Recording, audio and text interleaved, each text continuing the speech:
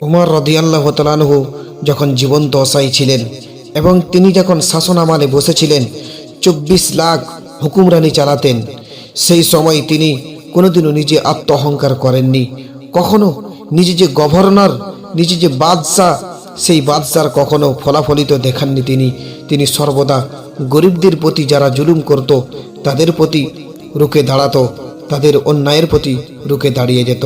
তারই একটি জ্বলন্ত প্রমাণ। মনোযোগ দিয়ে শুনুন, দেখবেন আপনার ইমানি শক্তি বাড়বে ইনশাআল্লাহ।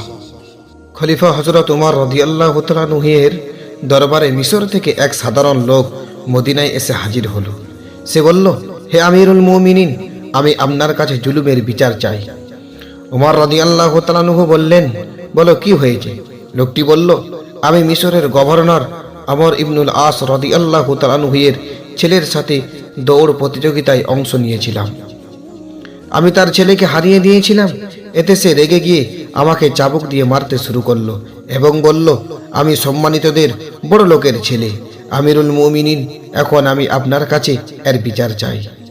ওমর রাদিয়াল্লাহু তাআলা আনহুর সাথে সাথে ওমর ইবনুল আস রাদিয়াল্লাহু তাআলা আনহুকে চিঠি লিখলেন, হুকুম দিলেন, তুমি এবং তোমার ছেলে এখনই মদিনায় চলে এসো। তারা মদিনায় এলেন। ওমর রাদিয়াল্লাহু তাআলা আনহু মজলিসে বসলেন।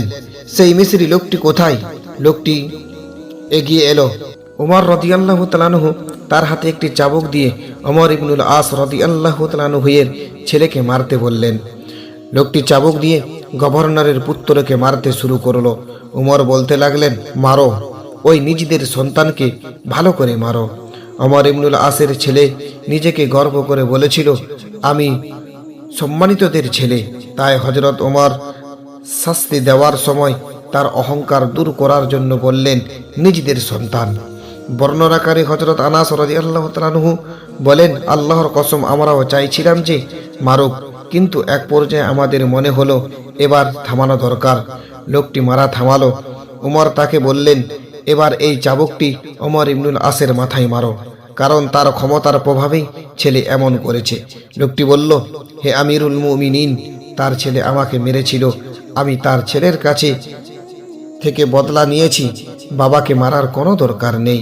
তখন হযরত ওমর রাদিয়াল্লাহু তাআলা আনহু ওমর ইবনুল আসকে উদ্দেশ্য করে সেই কালজয়ী কথাটি বললেন, হে আমার, তোমরা কবে থেকে মানুষকে গোলাম বানিয়েছ, অথচ তাদের মায়েরা তাদেরকে স্বাধীন হিসাবে জন্ম দিয়েছে।